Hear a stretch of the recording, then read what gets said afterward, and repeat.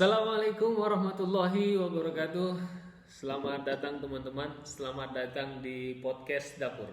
Oke, episode kali ini kita coba ngobrol-ngobrol dengan Bapak Terlangit ya, selaku Menteri Kesehatan di sebuah negara. Mungkin beliau datang ke sini menyambangi saya, mungkin mau belajar bagaimana cara Cina itu menyelesaikan masalah pandemi, menyelesaikan masalah corona ini dalam waktu kurang lebih 5 bulan. Oke, kita coba sharing-sharing. Kebetulan selama pandemi ini saya dan sampai saat ini saya masih ada di China, dan nanti kita bisa sharing dengan Bapak Terlangit, benar Pak ya? Nanti bagaimana apa yang saya rasakan di sini, dan nanti mungkin Bapak Terlangit bisa sharing juga Pak di negara Bapak seperti apa. Oke Pak. Oke teman-teman, silahkan menikmati tayangan video, bukan podcast ya, video cast ya, bisa terserah mau namanya apa.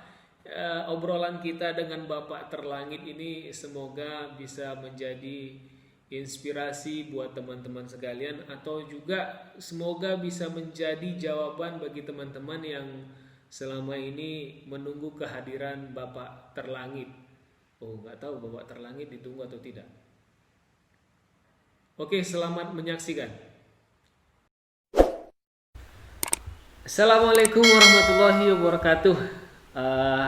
Selamat pagi Pak Terlangit. Terima kasih sudah berkenan hadir di podcast dapur saya yang masih baru-baru aja. Terima kasih Bapak sudah berkenan untuk menjadi guest yang pertama, Pak. Ya, jadi terima kasih sekali lagi Pak. Wah, jadi saya agak deg-degan ini ketemu menteri ya kan. Seorang menteri yang mau hadir di podcast dapur saya ini dan mau sharing-sharing, tapi ya boleh Pak, kita coba sharing-sharing Pak ya, tentang terutama tentang ini Pak, masa-masa pandemi ini Pak ya. Kan Bapak sudah ramai dibicarakan, tapi ya harusnya mereka tahu Pak ya, kalau misalnya Bapak itu seharusnya mereka tahu Pak ya, kalau misalnya Bapak itu sedang mencari solusi begitu, bagaimana supaya ini bisa terselesaikan dengan cepat. Benar Pak? Ya. Oh iya Pak. Baik Pak. Iya Pak, sama-sama, saya juga terima kasih Pak. Oke Pak. Eh, jadi bagaimana Pak? Keadaan di negara Bapak itu seperti apa? Nanti mungkin dari pengalaman Bapak kita bisa sharing ya. Nanti saya juga coba sharing seperti apa di sini itu pandeminya Pak.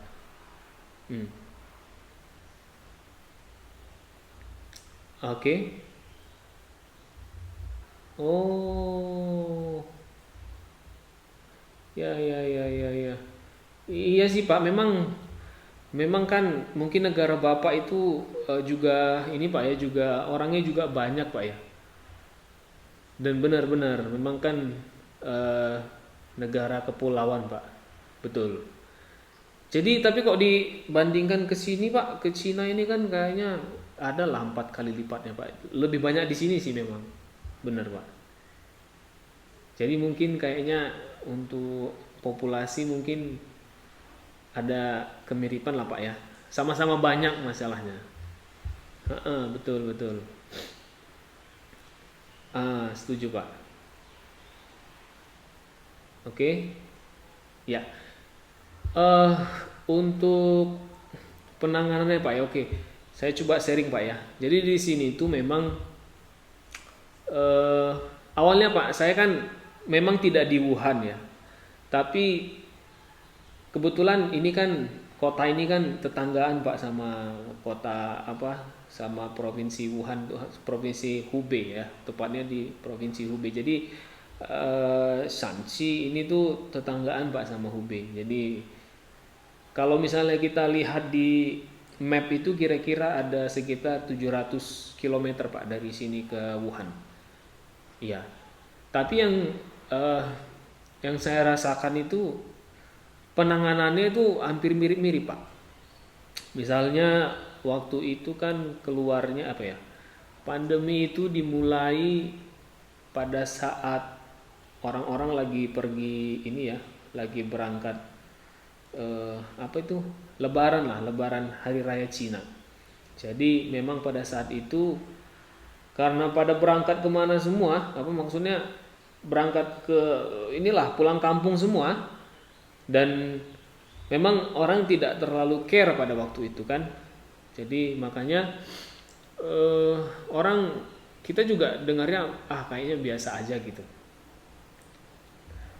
Namun pada akhirnya kira-kira di bulan masih di bulan 1 sih. Ya, kejadiannya awalnya itu dari November sebenarnya Pak. Ditemukan itu dia November, kemudian Desember itu ya orang masih nganggap biasa aja gitu kan. Dan bulan Januari awal-awal itu minggu pertama atau minggu kedua itu hari raya, jadi orang pada sebar seminggu sebelum lebaran tuh biasanya sudah pulang Pak. Orang-orang sudah pada pulang kampung maksudnya. Nah, setelah bulan Mei itu Pak, semuanya perlahan toko-toko itu baru buka. Jadi selama dari Januari, Februari, Maret, April itu sama sekali Pak, itu totally tutup. Dan itu bukan hanya di Wuhan saja Pak, tapi kita yang di Xi'an ini juga terdampak. Artinya totally Pak, nggak ada yang berani buka, orang-orang tuh nggak ada yang berani buka. Ya mungkin memang karena ini Pak ya, ketaatannya mereka gitu Pak. Kurang paham juga, tapi memang kalau misalnya dilihat secara sekilas itu mereka nggak ada yang buka Pak sama sekali. Perintah itu Pak dari atasan cus langsung. Nah mungkin nggak tahu Pak gimana pengalaman Bapak di sana gimana? I see. Ya mungkin bisa jadi Pak ya. Memang harus begitu Pak. Artinya harus ada ketegasan gitulah Pak kira-kira ya. Jadi koordinasi itu memang betul Pak, sangat diperlukan. Tapi tergantung Pak. Yang namanya koordinasi kan tergantung bagaimana kita mengelitnya Pak ya, bagaimana memimpin sebuah organisasi itu Pak ya. Ya harus tegas sih memang Pak, betul. Iya benar Pak, kalau nggak gitu ya nggak bisa.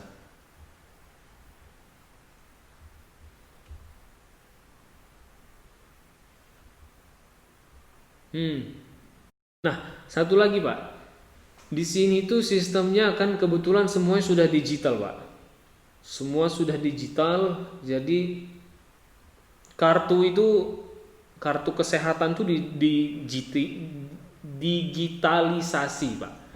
Jadi setiap warga itu wajib melaporkan suhu badannya, kemudian keluhannya satu hari ini kemana saja, apakah mereka ada di zona merah gitu Pak.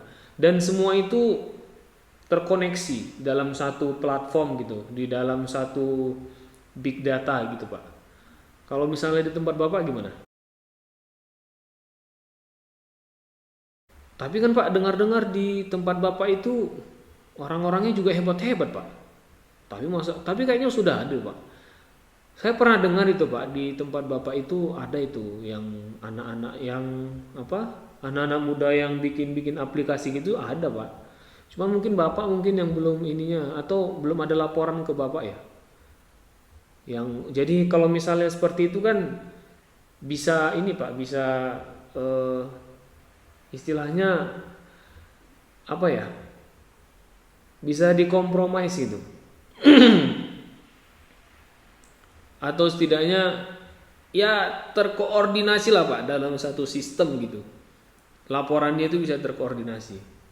Tapi kayaknya nggak tahu Pak di tempat Bapak gimana, jajarannya seperti apa. Banyak yang lain-lain kayaknya Pak. Maksudnya tidak klek gitu Pak ya. Saya kurang tahu sih Pak, permasalahannya di mana. Apakah itu permasalahan ada di di Kementerian Bapak, atau itu ada di kementerian sub kementeriannya, misalnya di provinsi-provinsi gitu Pak. Kalau sini kan memang sudah jelas Pak, A A semuanya, B B semuanya, gitu Pak. Tapi ya itulah Pak ya, sebenarnya sih untuk pandemi ini memang yang diperlukan itu tracking Pak, tracking di mana aja. Jadi zona-zona merah itu mana-mana aja. Kemudian ya pelacakan seperti itulah Pak. Itu pada saat itu Pak. Oh ya Pak, satu lagi saya jadi ingat.